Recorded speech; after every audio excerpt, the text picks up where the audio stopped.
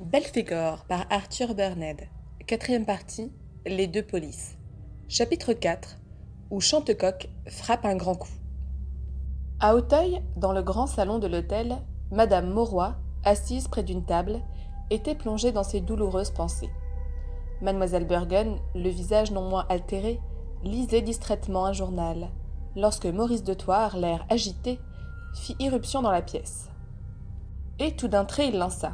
« Je vous apporte une bonne nouvelle. Jacques Bellegarde vient d'être arrêté chez le détective Chantecoq. »« Enfin !» s'écria Madame Mauroy en relevant la tête. « Quel soulagement !» s'écriait Mademoiselle Burgon. Et elle ajouta. « Ah ça, ce Chantecoq jouait donc un double jeu !»« Il se pourrait fort bien, affirmait le comte Maurice, qu'il fût lui-même compromis dans cette affaire. » Et tout de suite il ajouta. « Je vais immédiatement me rendre au palais de justice.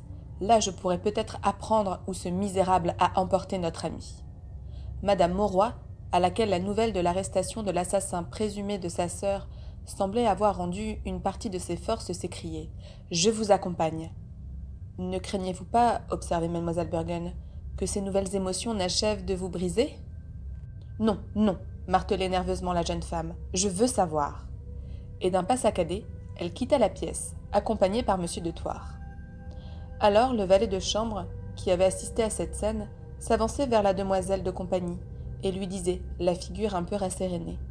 « Enfin, notre pauvre demoiselle va être vengée. Il y a tout de même une justice, conclut la Scandinave. Si on le guillotine, s'écriait Dominique, j'irai le voir exécuter. » Une heure après, un élégant landaulet stoppait devant la grille du palais de justice. Madame Mauroy en grand deuil et Maurice de Thouars en descendaient et pénétraient dans la grande cour. « Le mieux à faire, déclarait le comte Maurice, est de nous adresser au juge d'instruction chargé de l'affaire. » Et se dirigeant vers le garde municipal de Planton, il lui demanda « Le cabinet de monsieur le juge d'Arélie. » Le garde donna à monsieur de Thouars toutes les indications nécessaires, et après avoir gravi un escalier, ils arrivèrent à un couloir encombré d'avocats et de journalistes qui, ayant appris l'arrestation de Bellegarde, s'étaient empressés d'accourir aux nouvelles. Monsieur de Thouars griffonna quelques mots sur sa carte, qu'il remit au cipal qui montait la garde à la porte du juge. « Veuillez remettre tout de suite ceci à monsieur d'Arélie. » Le garde prit le bristol, puis tout en le conservant dans sa main, il fit d'un air important. En ce moment, monsieur le juge procède à un interrogatoire, et il m'a interdit de le déranger. Dès que l'accusé sera parti, je remettrai votre mot à monsieur le juge. Et il ajouta la formule sacramentelle. Allez vous asseoir. Monsieur de Thouars comprit qu'il était inutile d'insister, et rejoignant madame Mauroy, il lui fit prendre place sur un banc et s'assit auprès d'elle. Autour d'eux régnait une vive effervescence. Les commentaires les plus animés s'échangeaient. Un journaliste s'écriait « Je l'ai vu passer tout à l'heure, les menottes au poing, entre deux gardes. Quand il m'a vu, il m'a lancé. Dis à tous nos amis que je suis victime d'une erreur judiciaire et que je ne tarderai pas à être remis en liberté. » Et je vous assure que, sans crâner, il avait l'air bien tranquille et tout à fait sûr de lui. Pour moi, il aura voulu suivre de trop près cette affaire, et il se sera laissé prendre dans quelque traquenard. Et le confrère de Jacques concluait tout en soupirant. « Quel sale métier, mes enfants, quel sale métier !» Laissant ses confrères troublés, indécis, le journaliste s'accrocha d'un groupe au milieu duquel pérorait M. Alban Troubarot, célèbre avocat d'assises. Tout en agitant ses manches, la toque sur l'oreille, le torse bombé sous sa robe, la tête légèrement renversée en arrière, il proférait de cette voix puissante qu'il avait si souvent retenti dans la salle des assises. Cette affaire s'annonce comme l'une des plus sensationnelles du siècle. D'après les renseignements que j'ai obtenus au parquet, la culpabilité de Bellegarde ne saurait faire aucun doute. Au cours d'une perquisition opérée à son domicile, on a trouvé des documents accablants pour lui, et je ne serais pas autrement surpris si tout à l'heure nous apprenions qu'il est entré dans la voie des aveux. Et comme s'il se désintéressait vraiment de cette affaire, il fit, tout en désignant madame Mauroy, qui, toujours assise sur le banc auprès de Maurice de Thouars, semblait, ainsi que ce dernier, absolument insensible aux propos qui s'échangeaient autour d'elle. « Quelle est cette femme en deuil ? Elle n'est pas mal. » À peine avait-il prononcé ces mots qu'une porte s'ouvrait. C'était celle du cabinet du juge d'instruction d'Arélie. Un grand silence s'établit instantanément. On allait donc savoir quelque chose. En effet, Jacques Bellegarde, toujours très calme, en franchissait le seuil avec ses gardes. À sa vue, Madame Mauroy s'était redressée, en un élan spontané d'indignation et de colère, et avant que M. de Thouars ait pu la retenir, elle s'élançait vers le fiancé de Colette et lui criait « Misérable, qu'avez-vous fait de ma pauvre sœur ?»« Madame, protestait Jacques, je ne suis pour rien. » Mais il ne put achever. Les gardes l'entraînaient vers la sortie. Madame Mauroy voulut s'élancer sur ses traces, mais elle chancela, et M. de Thouars la reçut dans ses bras. Puis il la fit se rasseoir sur le banc, au milieu de l'émotion générale. « C'est la sœur de Simone Desroches », glissa un stagiaire à l'oreille de maître Troubarot. « Ah vraiment » fit celui-ci. « Il paraît, » complétait le jeune avocat, « qu'elle accuse Bellegarde d'avoir empoisonné sa sœur et d'avoir fait disparaître son corps. »« Oh oh » murmura le grand avocat, « elle va certainement se constituer partie civile au procès. » Et s'avançant vers la jeune femme, il retira sa toque en disant « Je suis maître Alban Troubarot. Voulez-vous que j'envoie chercher le docteur de service au palais ?» Mais il s'arrêta. Madame Mauroy venait de s'évanouir. Le même soir, vers 23h, un avion atterrissait dans une vaste prairie, d'où l'on apercevait à une distance assez rapprochée les tours du château de Courteuil baignées par la clarté de la lune. 2 voyageurs en descendaient, un homme en tenue d'aviateur, une femme en costume de voyage. Tous 2 portaient des casques de cuir, complétés par des masques qui dissimulaient entièrement leur visage. Un personnage qui, caché derrière une haie, avait assisté à leur atterrissage, s'avança vers eux. C'était M. Lechner, le secrétaire du baron Papillon. Sans échanger le moindre signe d'intelligence ni la plus légère marque de politesse, ils s'entretinrent pendant quelques minutes à voix basse.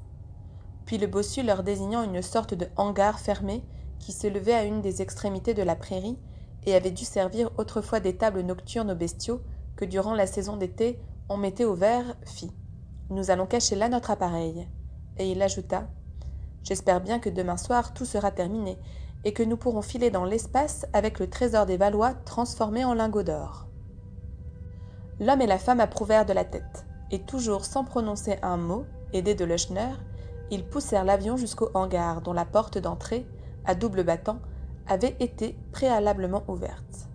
Lorsque l'opération fut terminée, tous 3 sortirent. Lechner boucla la porte à l'aide d'une très forte chaîne que garantissaient 2 énormes cadenas de sûreté, et tous 3 se dirigèrent vers le château. Mais au lieu d'y pénétrer par l'entrée principale, ils longèrent le mur de clôture, jusqu'au moment où ils se trouvèrent devant une petite porte que le bossu ouvrit à l'aide d'une clé qu'il dissimulait dans l'une de ses poches. Avec ses compagnons, il pénétra dans le parc, referma la porte, et après avoir longé une allée recouverte d'une épaisse charmille, ils se perdirent dans la nuit, tandis que la lune se couvrait d'un lourd manteau de nuages et qu'au loin des chiens hurlaient lugubrement à la mort.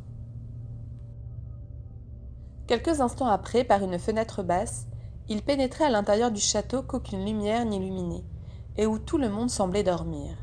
Et le bossu, s'adressant à la femme masquée, murmurait « Maintenant, Belphégor doit être satisfait. » La femme masquée martela d'une voix grave « Pressons-nous, car Belphégor a hâte d'avoir des ailes. » À la même heure, devant l'hôtel de Simone, à la lueur d'un réverbère qui projetait sur l'asphalte du trottoir sa clarté blafarde et crue, 2 agents montaient la garde. L'un d'eux disait à son compagnon, en lui montrant la maison dont aucune fenêtre n'était éclairée. « Tout a l'air bien tranquille là-dedans, et je ne sais vraiment pas pourquoi on nous a mis là. »« Sûr qu'on serait bien mieux dans son lit, » déclarait l'autre agent. « Enfin, la consigne est la consigne. Et puis, faut pas s'en faire. » S'ils avaient pénétré dans le jardin de l'hôtel, peut-être, malgré leur scepticisme, eussent-ils été moins convaincus de l'inutilité de leur présence. En effet, cachés derrière un bosquet, ils eussent aperçu draper dans son suaire noir et la tête recouverte de son étrange capuchon, le fantôme du Louvre Belphégor en personne, qui semblait attendre pour se livrer à de nouvelles et mystérieuses opérations, que s'éteignit une petite lumière qui brillait seule à travers la porte vitrée du vestibule. Bientôt cette porte s'entr'ouvrait, et mademoiselle Elsa Bergen apparut. Elle se retourna comme pour s'assurer qu'elle n'avait pas été suivie, et promena son regard à travers le jardin, sans apercevoir le fantôme qui se confondait avec la nuit. Elle se dirigea vers l'atelier, se glissa encore, Puis, ouvrant la porte avec précaution, elle se glissa à l'intérieur du hall où régnait une obscurité profonde. Aussitôt la demoiselle de compagnie manœuvra un commutateur. La lumière se fut. Une lumière assez faible que diffusait un plafonnier central, mais suffisante cependant pour permettre à la Scandinave d'aller et venir dans la vaste pièce. Sans la moindre hésitation, Elsa Bergen se dirigea vers un bahut Renaissance. C'était celui qui avait appartenu au baron Papillon. Elsa Bergen appuya sur un ressort discret dissimulé derrière une charnière. L'un des battants s'écarta lentement et elle allait introduire son bras à l'intérieur du meuble lorsqu'un bruit léger la fit se retourner. Le fantôme du Louvre était là, debout, immobile, au-dessous du plafonnier. Nimbé d'une sorte d'auréole mystérieuse, il semblait encore plus terrifiant. Cependant, la demoiselle de compagnie n'eut qu'un très bref sursaut d'étonnement, mais elle ne manifesta aucune frayeur, et tandis que Belphégor s'avançait, elle fit simplement « Comment ? C'est toi, Simone ?» Le fantôme ne répondit pas, mais brusquement, il se débarrassa de son suaire, de son capuchon et de son masque, qui se tenaient tout d'une pièce.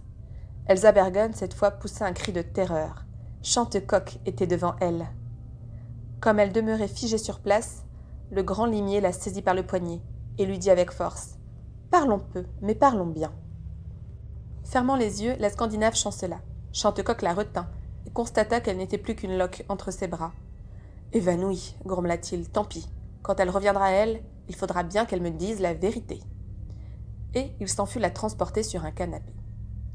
Tandis qu'il s'efforçait de la ranimer, Elsa Bergen tirait de son corsage un stylet, à lame courte, et soit que le détective ne se fût pas aperçu de son geste, soit qu'il n'eût pas le temps de le prévenir, elle lui portait en pleine poitrine un coup violent de son arme. Chantecoq s'écroula à terre foudroyé. La meurtrière se releva, considéra d'un air de triomphe le limier qui gisait à ses pieds, puis s'élança vers la porte. Mais au moment où elle allait l'atteindre, brusquement elle s'ouvrit, et Godfrey, flanqué de Pandore et de Vidocq, lui barra résolument la route. La demoiselle de compagnie eut un hurlement de bête traquée, auquel succéda un bruyant éclat de rire. C'était Chantecoq, qui, dressé sur son séant, lui lançait « Ah ça, vous me preniez donc pour un nigaud ?» D'un bond, il fut sur ses jambes, et rejoignant Elsa Bergen, qui le contemplait d'un œil rempli d'épouvante, il s'arrêta à 2 ou 3 pas d'elle. Et le détective, écartant brusquement son gilet, lui montra une fine cotte de mailles qui lui entourait entièrement le buste. Puis il articula « Quand j'ai affaire à des bandits, je me tiens toujours sur mes gardes. » Puis braquant un revolver sous le nez de la Scandinave et lui arrachant le poignard qu'elle tenait toujours à la main, il martela sur un ton qui n'admettait pas de réplique. « Maintenant, à table. » Dominée par le regard impérieux du détective, la demoiselle de compagnie s'assit sur un fauteuil. Et tandis que Godfrey demeurait en faction devant la porte, avec ses 2 chiens, Chantecoq attaqués. « Voulez-vous, mademoiselle, m'expliquer tout d'abord pourquoi, lorsque vous avez vu apparaître le fantôme, vous vous êtes écrié « Comment, Simone, c'est toi ?» Je ne vous répondrai pas. Le limier reprenait « Je suis donc en droit de conclure que mademoiselle Desroches est vivante, et que c'est elle, Belphégor. » Elsa Bergen gardait toujours le silence. Comprenant que pour l'instant du moins il ne tirerait rien d'elle, il commença par jeter un coup d'œil sur les objets qui l'environnaient, et apercevant le bahut Renaissance qui se profilait dans l'ombre après avoir indiqué du doigt à Pierre Godfrey la Scandinave qui, littéralement effondrée, le considérait avec angoisse, il s'enfuit vers le meuble, dont il ouvrit largement les 2 battants. « Ah ah, très bien, c'est donc cela !» s'écriait-il.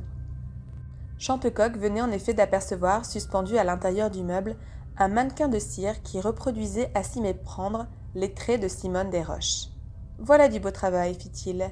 Je serais curieux d'avoir l'adresse de l'artiste qui a exécuté ce véritable chef-d'œuvre. » Et s'adressant à Elsa Bergen, dont le visage avait l'expression terrifiée d'un criminel qui se sent perdu et à la veille d'expier ses crimes, il fit « Je comprends tout.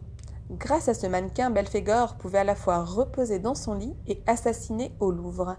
Être en même temps morte et vivante. Pas mal imaginé pour une femme poète. » Et tout à la joie de son extraordinaire découverte, le roi des détectives disait « Mon flair ne m'avait pas trompé. C'était bien ici que se trouvait la clé du mystère. » Puis désignant le mannequin Elsa Bergen, il fit « Maintenant que j'ai trouvé la copie, il va falloir me dire ce qu'est devenu l'original. » Mais la demoiselle de compagnie s'obstinait dans son mutisme. Chantecoq reprenait l'air menaçant. « Puisque vous ne voulez pas parler, je sais ce qu'il me reste à faire. » Et avec autorité, il ajouta. « Allons debout et suivez-moi. Et au moindre cri de votre part, gare, ce n'est pas à moi, mais à ces deux chiens que vous aurez affaire. Et je vous conseille de ne pas vous y frotter. » Jugeant toute résistance inutile, Elsa Bergen se leva. Et toujours sans proférer un mot, elle sortit de l'atelier avec Chantecoq, qui la tenait par le bras. Gautrey le suivit, avec ses deux Danois. Ils atteignirent ainsi la petite porte qui donnait sur le chemin des Lilas, et par laquelle nous avons vu Chantecoq pénétrer dans le jardin. Une auto les attendait. Le détective y fit monter sa prisonnière. « Maintenant, ordonnait-il à Gautrey, tâchez de trouver un taxi et rentrez là à la maison. »« Où m'emmenez-vous » se décidait à demander la demoiselle de compagnie au détective. Celui-ci répondait avec un sourire gouailleur. « Vers une retraite qui va vous assurer le pain pour vos vieux jours. » Pendant que Chantecoq accomplissait ce véritable coup de maître, une scène plutôt étrange se déroulait à son domicile particulier. Colette, qui avait décidé de ne pas se coucher tant que son père ne serait pas rentré, l'attendait dans le studio, en lisant distraitement un ouvrage qu'elle avait vite abandonné. En effet, elle n'ignorait pas que le grand détective était en train de jouer une partie décisive, et elle en attendait le résultat avec d'autant plus d'impatience qu'il ne pouvait manquer de provoquer la mise en liberté de Jacques Bellegarde, lorsque la sonnette de la grille retentit d'une façon précipitée. « Ce n'est pas mon père, fit-elle, il a sa clé. » Et il ne sonnerait pas ainsi. Intriguée, elle gagna la fenêtre et aperçut Marie-Jeanne qui, au coup de sonnette, s'était précipitée dans le jardin et se dirigeait vers la grille d'entrée. Elle la vit parlementer un instant avec un individu qui se trouvait sur le trottoir, puis revenir vers la maison. À travers la fenêtre qu'elle avait ouverte, Colette lui lançait « Qu'y a-t-il, Marie-Jeanne ? C'est un chauffeur qui vous apporte un mot de la part de monsieur Chantecoq. Il vous l'a donné ? » « Non, mademoiselle, car il m'a dit que monsieur Chantecoq lui avait recommandé de ne le remettre qu'à vous-même. Seulement, comme monsieur Chantecoq nous a défendu de laisser pénétrer personne dans la maison, je n'ai pas cru devoir le laisser entrer. » Qui sait en effet si ce n'est pas encore un tour de Belphégor ? Colette demeura un instant pensive, puis elle reprit. « Marie-Jeanne, vous connaissez l'écriture de mon père ? » ?»« Oh oui, mademoiselle, très bien, et je puis même déclarer que je la reconnaîtrai entre mille. » Baissant la voix, et se penchant vers la cuisinière qui s'était approchée, Colette fit « Vous allez demander à ce chauffeur de vous montrer simplement l'enveloppe. Et si c'est bien cela, vous le ferez entrer, car il se peut que mon père ait besoin de moi, ou qu'il lui soit arrivé un accident. Vous avez raison, mademoiselle, de cette façon-là, nous serons fixés. » Marie-Jeanne rejoignit le chauffeur qui attendait devant la grille, et d'un ton résolu, car c'était une commère qui, dans les grandes circonstances ou dans les cas périlleux, n'avait pas froid aux yeux, elle lui dit « Je suppose que vous ne me racontez pas des blagues. Seulement, par le temps qui court, on est obligé de prendre des précautions. Je ne vous dis pas le contraire, ma bonne dame, et je trouve même cela tout naturel. Est-ce que vous ne pourriez pas me montrer simplement l'adresse de cette lettre ? » ?»« Certainement. » Et sans lâcher la lettre, il la passa à travers les barreaux. « Je n'y vois pas clair, fit Marie-Jeanne. Complaisamment, le chauffeur craqua une allumette qu'il approcha de l'enveloppe en disant « Vous voulez voir si c'est bien l'écriture de monsieur Chantecoq ? » ?»« Vous avez deviné juste, » répliquait la commère en écarquillant les yeux. Et presque aussitôt elle ajouta « C'est cela. » Elle ouvrit la porte d'entrée au chauffeur en disant « Suivez-moi. » Et elle le conduisit jusque dans le studio, où Colette attendait. « C'est bien vous, mademoiselle Chantecoq ?» fit le chauffeur qui n'était autre que l'homme à la salopette. « Oui, c'est moi, » répliqua la jeune fille tout en considérant son interlocuteur avec une instinctive méfiance. Le complice de Belphégor n'avait pas, en effet, malgré le soin qu'il avait mis à composer son personnage, su rendre sympathique sa physionomie si naturellement peu rassurante. Colette, cependant, s'empara de la missive qui lui tendait. Elle regarda l'adresse. Marie-Jeanne ne s'était pas trompée, c'était bien l'écriture du grand détective. Elle décacheta l'enveloppe, déplia le papier qu'elle contenait, et lut tout haut ces mots tracés d'une main visiblement hésitante. « Ma chère enfant, je viens d'avoir un accident d'auto assez grave. Viens me retrouver, Chantecoq. » Marie-Jeanne, affolée, se rapprocha de Colette, qui était visiblement émue. « Où se trouve mon père ? » ?»« À l'hôpital de Mantes, où il a été transporté. »« Alors il est gravement blessé ? » ?»« Une jambe cassée. »« Mon Dieu !» L'homme à la salopette poursuivit, prévoyant les questions que la jeune fille allait lui poser. Comme la poste était fermée, il a fait demander une voiture au patron du garage où je travaille, afin que vous soyez prévenu plus tôt. L'auto est là, et je puis vous conduire tout de suite à Mantes. » Colette regarda l'homme bien en face. Un soupçon venait de traverser son esprit, se rappelant en effet que son père était parti avec Godfrey. Elle se demandait pourquoi, dans son billet si laconique, Chantecoq ne faisait aucune allusion à lui. Il y avait là évidemment un mystère qu'il s'agissait d'éclaircir, et sans lâcher le regard du pseudo-chauffeur, elle articula. « Mon père n'était pas seul. Son valet de chambre l'accompagnait, qui est devenu celui-ci ?» L'homme à la salopette eut un imperceptible battement de paupières qui n'échappa pas à l'œil exercé de la fille du détective. Puis il répliqua d'une voix un peu molle. « Ça, je ne sais pas, mademoiselle, je ne pourrais pas vous dire. Je fais la commission dont on m'a chargée. C'est tout ce que je puis vous dire. » Brusquement, Colette s'écriait. « Vous mentez !» L'homme à la salopette, qui ne semblait nullement s'attendre à une pareille réplique, voulut protester. Mais la fille du détective, avec la bravoure qui la caractérisait, répéta avec force. « Vous mentez, vous mentez. Ce n'est pas mon père qui a écrit ce billet. » Et saisissant l'appareil téléphonique qui se trouvait à portée de sa main, elle voulut le décrocher. Elle n'eut pas le temps. L'homme à la salopette, tirant un revolver de sa poche, le braqua vers elle, et tandis que Marie-Jeanne demeurait pétrifiée, il lançait d'une voix canaille et menaçante. « Haut les mains toutes les deux, ou je fais aboyer mon rigolo. » Marie-Jeanne obéit, et Colette, admirable de courage, fit en se croisant les bras sur la poitrine. « Que voulez-vous de moi ?»« Je vais vous le dire, » fit l'homme à la salopette, tout en continuant à menacer de son arme la fille de Chantecoq.